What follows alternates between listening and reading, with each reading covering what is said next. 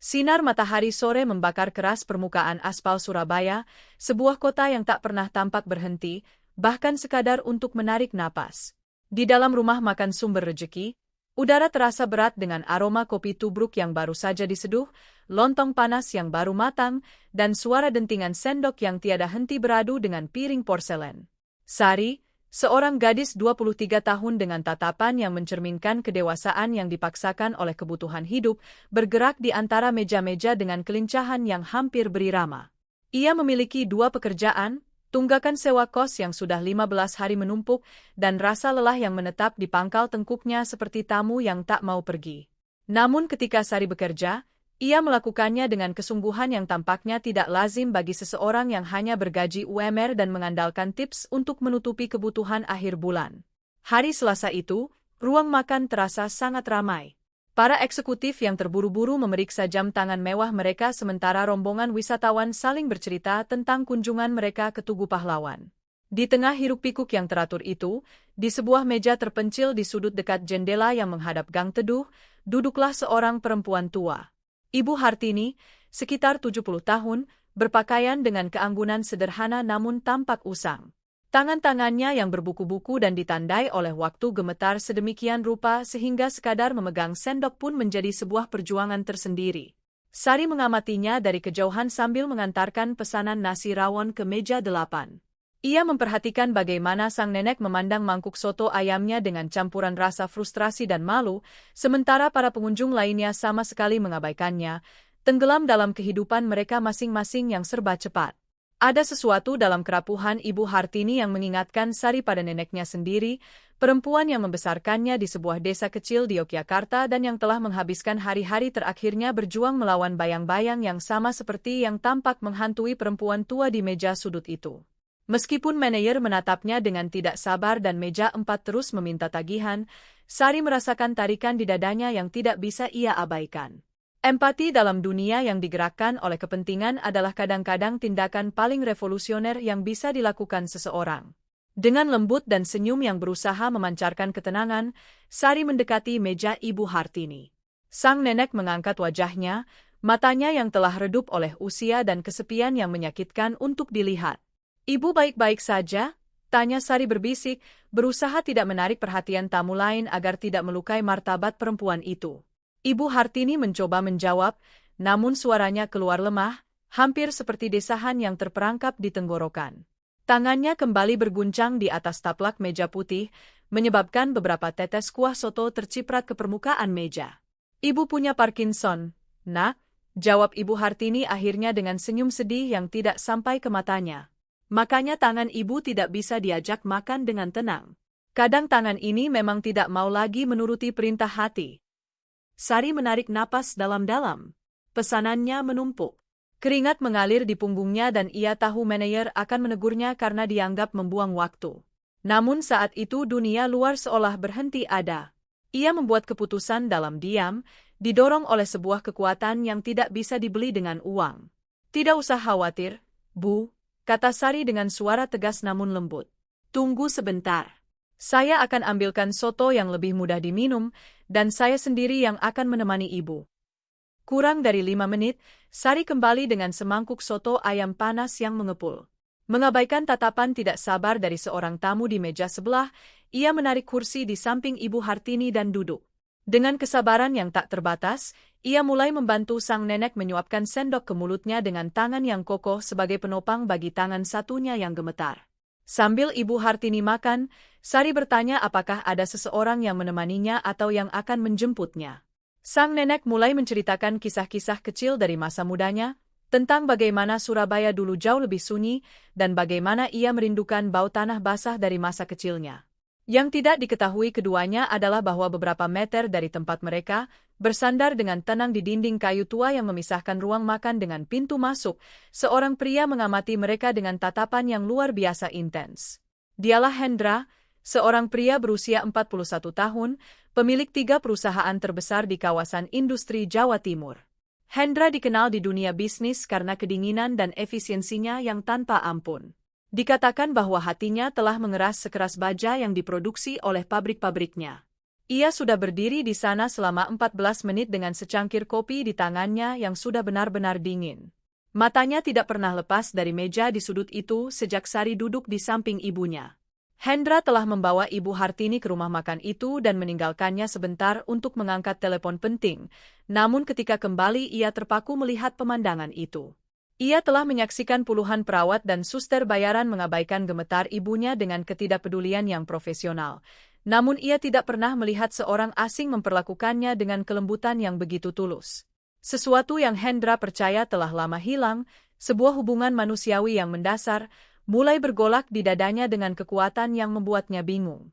Ia menyaksikan bagaimana ibunya tersenyum, bukan dengan kesopanan wajib dari seseorang yang berterima kasih atas sebuah pelayanan, melainkan dengan cahaya nyata dari seseorang yang merasa dilihat dan dihargai. Kebisingan rumah makan seolah memudar bagi Hendra sementara ia terus terpesona oleh interaksi antara Sari dan Ibu Hartini.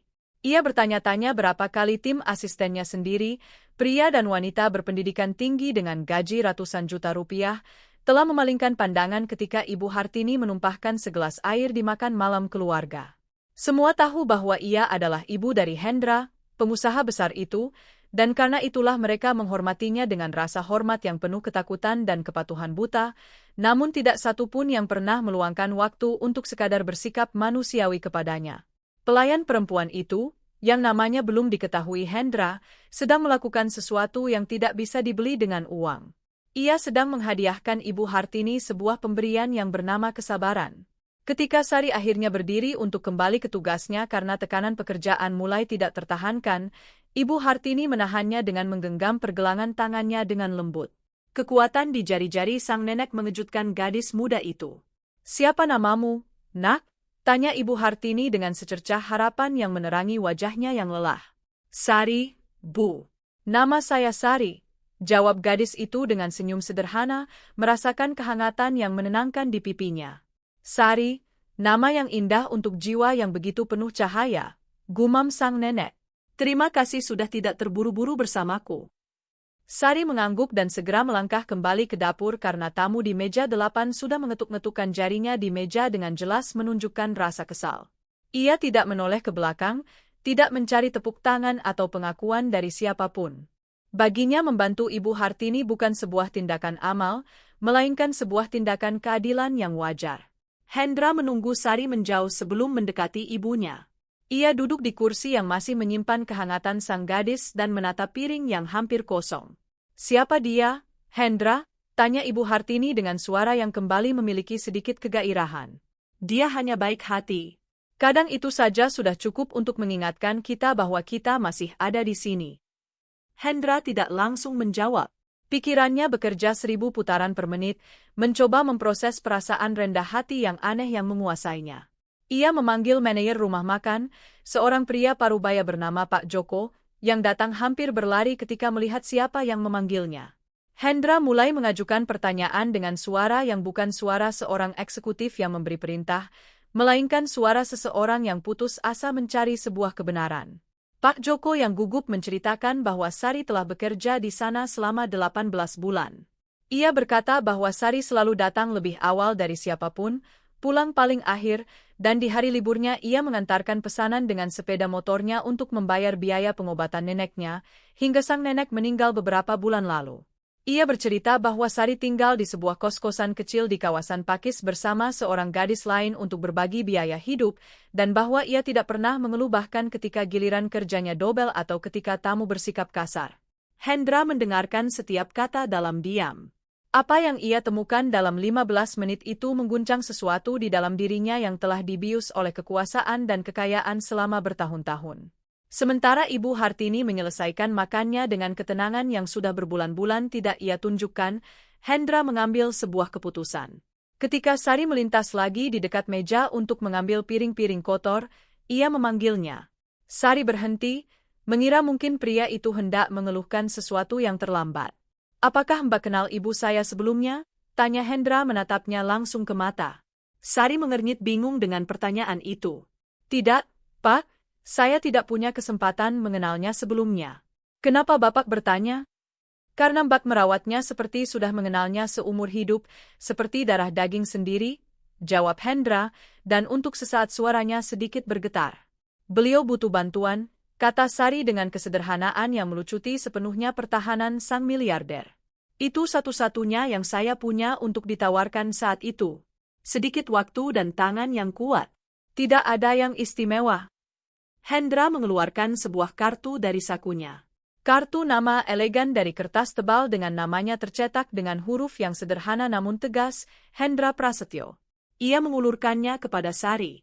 Hubungi saya besok pukul 10 pagi, katanya. Saya punya tawaran pekerjaan untuk Mbak. Bukan di rumah makan, ini sesuatu yang berbeda. Sari menatap kartu itu, lalu menatap pria itu, kemudian menatap kartu itu lagi. Yang mengejutkan Hendra, ia tidak mengambilnya dengan antusias. Dengan keanggunan yang luar biasa, Sari meletakkan kartu itu kembali di atas meja. Dengan segala hormat, Pak, saya tidak melakukan apa yang saya lakukan untuk mendapat keuntungan, kata Sari dengan martabat yang membuat Hendra terdiam. Terima kasih atas tawarannya, tapi saya punya pekerjaan saya di sini dan saya tidak butuh apa-apa lagi. Setelah berkata demikian, Sari membungkuk sedikit dan berjalan kembali ke dapur. Hendra duduk di sana, merasakan untuk pertama kalinya dalam beberapa dekade bahwa seseorang menolak sesuatu yang ia tawarkan. Di rumah makan yang ramai di Surabaya itu, seorang pelayan muda baru saja mengajarinya pelajaran yang tidak pernah diajarkan oleh satupun bisnisnya yang bernilai miliaran, bahwa martabat sejati tidak memiliki harga, dan bahwa kebaikan, ketika tulus, tidak menerima imbalan di muka. Malam itu, di rumahnya yang mewah yang terletak di lereng Gunung Arjuno, Hendra tidak bisa memejamkan mata. Keheningan rumah yang hanya dipecah oleh detak lembut jam dinding seolah memperbesar pikiran-pikiran yang berputar di kepalanya. Ibu Hartini sudah tidur, namun sebelum masuk ke kamarnya ia telah mengucapkan sesuatu yang terus terngiang. Hendra, tahukah kamu apa yang paling dibutuhkan dunia ini? Orang-orang yang membantu tanpa tahu bahwa mereka sedang diamati. Bayangan Sari yang meletakkan kartu itu kembali di atas meja terus berputar di benaknya seperti film yang diputar berulang. Ada dalam dirinya sebuah campuran langka antara kebanggaan tanpa kesombongan dan sebuah integritas yang ia kira sudah punah di masyarakat saat ini. Pukul 6 pagi keesokan harinya, Hendra sudah bangun. Ia tidak pergi ke kantornya di pusat bisnis. Sebagai gantinya ia meminta sopir pribadinya untuk membawanya kembali ke rumah makan Sumber Rejeki. Kali ini ia tidak membawa kartu namanya. Ia membawa ibunya dan sebuah tawaran yang telah matang selama jam-jam tanpa tidur. Sari sudah ada di sana membersihkan meja-meja sebelum tempat itu dibuka untuk umum. Ketika melihat Hendra masuk bersama Ibu Hartini, ia berhenti dan mengira mungkin mereka telah melupakan sesuatu hari sebelumnya. Mbak bilang tidak mau bekerja untuk saya. Hendra memulai sambil mendekat dengan menjaga jarak yang sopan. Dan saya mengerti. Dunia saya biasanya dingin dan penuh kepentingan, jadi izinkan saya mengubah pertanyaannya. Apakah Mbak bersedia bekerja bersama ibu saya? Sari meletakkan lap di atas meja kasir dan menatap keduanya dengan penuh rasa ingin tahu. Ibu Hartini melangkah maju satu langkah. Tangannya gemetar sedikit lebih tenang pagi itu, atau mungkin itu hanya perasaan Sari saja. Nak, kata Ibu Hartini dengan suara yang lembut. Ibu tidak butuh perawat yang cek tensi setiap 5 menit. Ibu butuh teman, seseorang yang memperlakukan ibu seperti manusia dan bukan seperti pasien, seseorang yang mau mendengarkan cerita-cerita lama ibu tentang Surabaya dulu yang masih berupa ladang. Hendra bilang dia akan membayarmu 3 kali lipat dari yang kamu dapat di sini, tapi ibu yang bilang bahwa kamu akan punya rumah di mana kamu akan dihormati. Sari menarik napas dalam-dalam. Kali ini ia tidak langsung mengembalikan tawaran itu. Ia menatap Ibu Hartini dan melihat dalam dirinya sebuah kesepian yang beresonansi dengan kesepiannya sendiri. Ia memikirkan kos-kosannya yang kecil, tagihan-tagihan yang selalu di ujung batas, dan kekosongan yang ditinggalkan neneknya. Kadang hidup menawarkan jalan keluar darurat tepat ketika kamu merasa sudah tidak kuat lagi. Apa yang harus saya lakukan sebenarnya? Tanya Sari, mencari kejelasan di antara begitu banyak kebaikan. Cukup ada. Jawab Hendra dengan kerendahan hati yang membutuhkan 41 tahun untuk dipelajarinya minum kopi bersamanya, menemaninya berjalan-jalan, mengingatkannya bahwa dunia ini masih menyimpan keindahan. Ini bukan perintah, Sari. Ini adalah permohonan yang saya titipkan kepada hatimu. Sari mengangguk perlahan. Keputusan yang diambil di ruang makan yang sepi dengan aroma kopi dan kesegaran itu akan mengubah arah 3 kehidupan dengan cara yang tidak seorang pun bisa bayangkan. Namun saat Sari menerima tawaran itu, ia menangkap sebuah bayangan di tatapan Hendra ketika Ibu Hartini menyebut sebuah nama yang tidak nyambung dengan percakapan saat itu, Wati. Ibu Hartini sempat menatap Sari dengan tatapan aneh yang tidak biasa dan berbisik, "Kamu sangat mengingatkan Ibu pada Wati. Dia punya caranya sendiri untuk menjadi baik tanpa meminta izin siapapun." Hendra tampak menegang dengan jelas mendengar nama itu, dan Sari tahu dengan insting yang diasah oleh kerasnya kehidupan bahwa di balik kekayaan pria itu dan penyakit perempuan tua itu tersimpan sebuah kisah tersembunyi yang baru saja mulai terungkap. Rumah mewah keluarga Prasetyo adalah tempat yang memiliki keindahan yang menakjubkan, namun juga kesunyian yang mencekam. Sari menempati sebuah kamar luas yang menghadap taman yang penuh dengan bunga bougainville berwarna-warni. Selama beberapa minggu pertama, pekerjaannya adalah tepat seperti yang dijanjikan Hendra, yaitu kehadiran. Ia menghabiskan pagi-paginya berbincang dengan Ibu Hartini di bawah naungan pohon beringin tua yang rindang, mendengarkan kisah-kisah tentang para pengusaha lama Jawa Timur dan bagaimana keluarga Prasetyo membangun kerajaan bisnisnya dari nol. Namun nama Wati terus muncul dalam percakapan Ibu Hartini seperti gema yang tak mau pergi.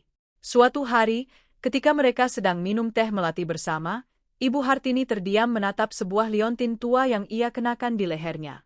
"Wati adalah tangan kanan Ibu bertahun-tahun lalu," ungkap Ibu Hartini dengan mata yang tersesat di cakrawala.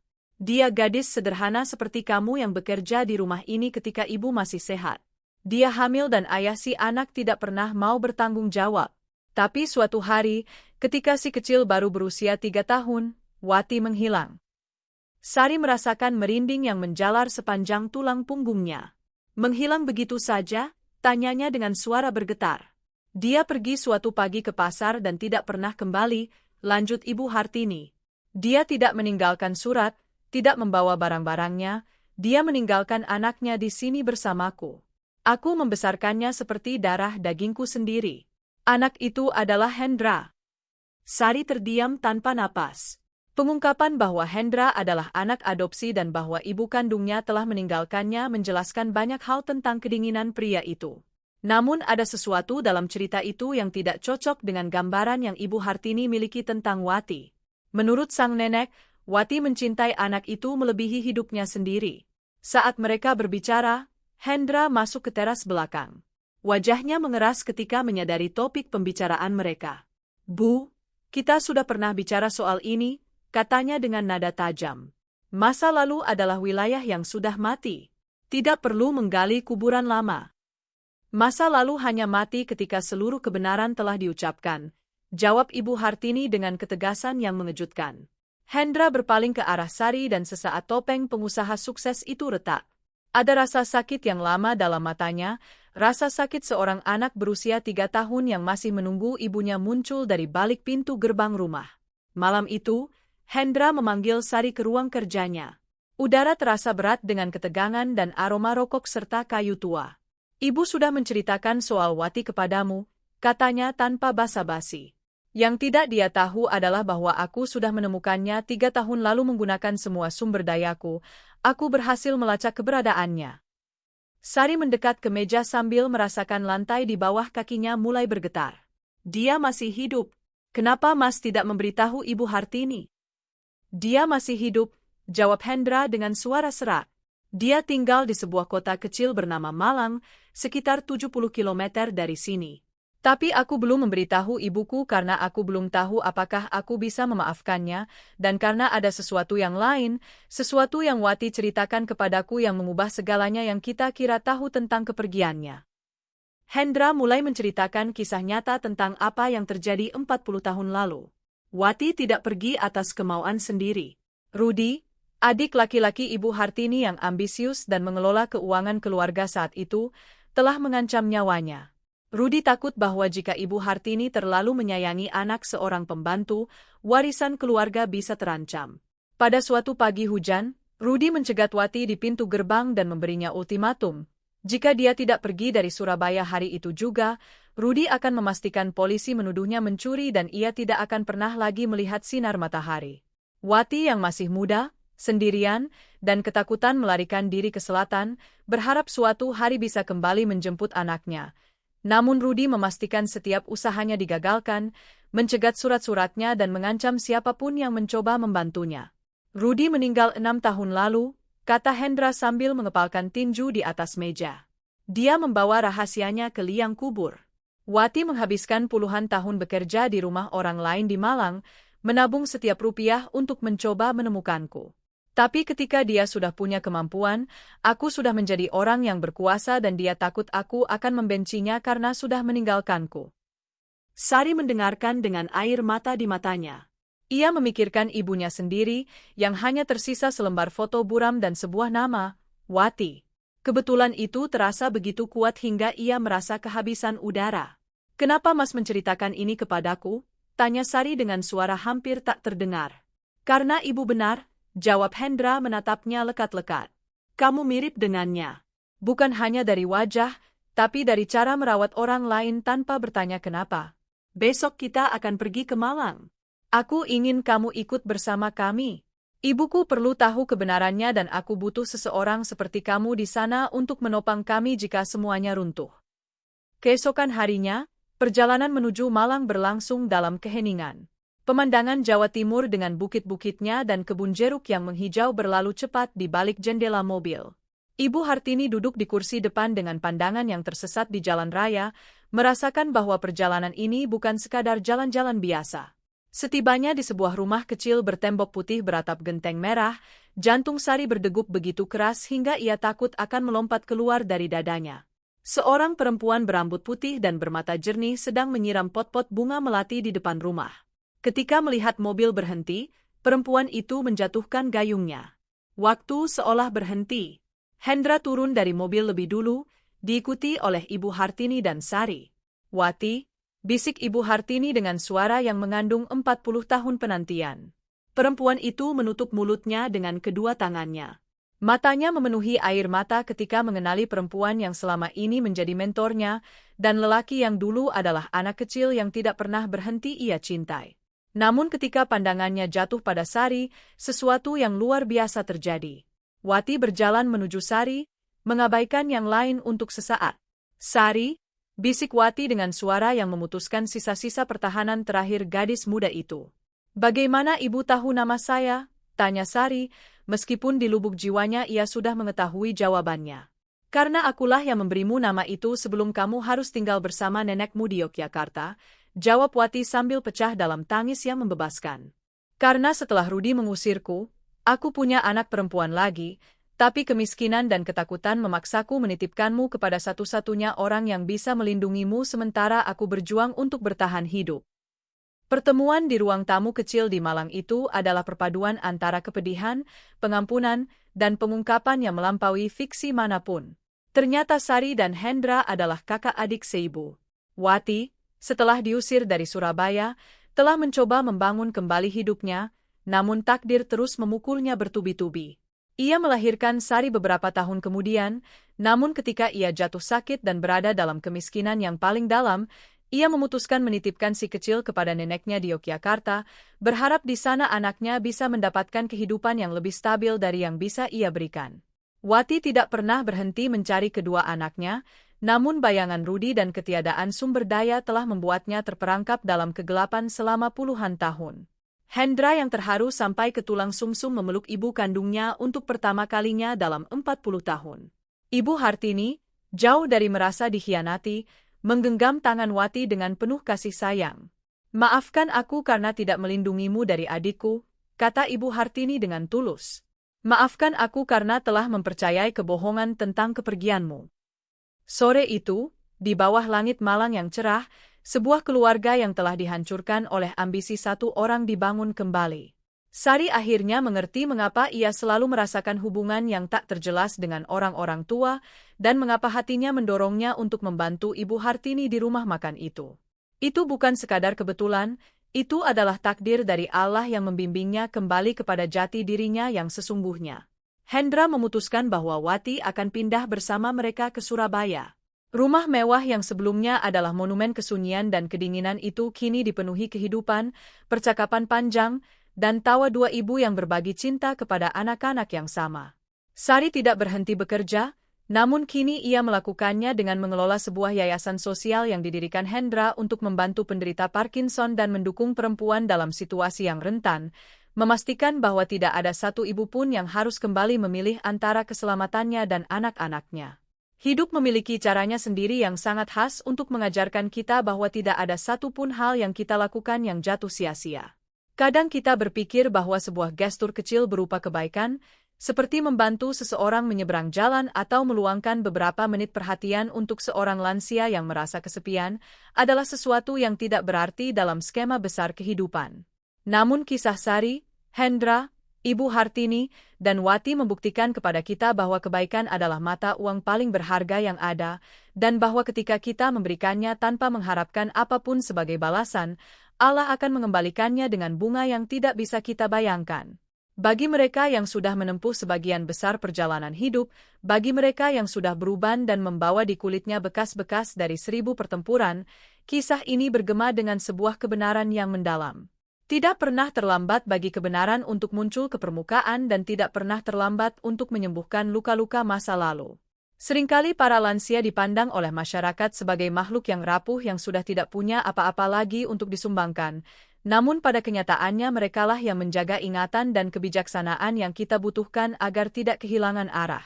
Ibu Hartini, meskipun dengan tangan yang gemetar dan kesehatan yang rapuh, adalah jembatan yang memungkinkan dua saudara kandung bertemu dan seorang ibu mendapatkan kembali tempatnya di dunia ini. Kemampuannya untuk melihat melampaui permukaan dan mengenali cahaya dalam diri Sari adalah mesin yang menggerakkan seluruh keajaiban ini. Hal ini mengajarkan kita bahwa kekayaan sejati tidak terletak pada rekening bank maupun pada kekuasaan yang kita miliki, melainkan pada kualitas hubungan-hubungan kita dengan sesama manusia dan pada integritas dengan cara kita memperlakukan orang lain, terutama mereka yang tidak bisa memberikan apa-apa kepada kita sebagai balasannya. Pelajaran terbesar yang bisa kita petik adalah pentingnya empati. Kita hidup di dunia yang mendorong kita untuk produktif, untuk efisien, dan untuk tidak membuang satu detik pun pada hal-hal yang tidak menghasilkan manfaat langsung. Namun justru dalam detik-detik yang tampak terbuang itulah, dalam momen ketika Sari memutuskan untuk mengabaikan beban kerjanya demi membantu seorang nenek makan, terletak hakikat sejati dari kemanusiaan. Andai Sari hanyalah seorang pelayan yang lebih memikirkan tips dan jam kerjanya, hari ini ia masih akan menjadi orang asing bagi saudara kandungnya sendiri dan bagi ibunya. Kemampuannya untuk berhenti dan merasakan rasa sakit orang lain itulah yang membuka pintu menuju kehidupan baru. Bagi mereka yang sudah cukup lama menjalani hidup, mereka tahu bahwa memaafkan adalah kunci yang membuka penjara-penjara paling berat. Hendra harus belajar memaafkan bukan hanya ibu yang ia kira telah meninggalkannya, tetapi juga dirinya sendiri karena telah menyimpan begitu banyak kebencian selama bertahun-tahun. Wati harus memaafkan dirinya sendiri atas keputusan-keputusan yang terpaksa ia ambil karena rasa takut dan kebutuhan. Dan semua harus memaafkan kenangan tentang Rudi agar bisa melangkah maju tanpa kepahitan. Memaafkan bukan berarti melupakan apa yang telah terjadi atau membenarkan tindakan-tindakan yang tidak adil dari orang lain. Memaafkan berarti memutuskan bahwa masa lalu tidak lagi memiliki kuasa atas masa kini kita.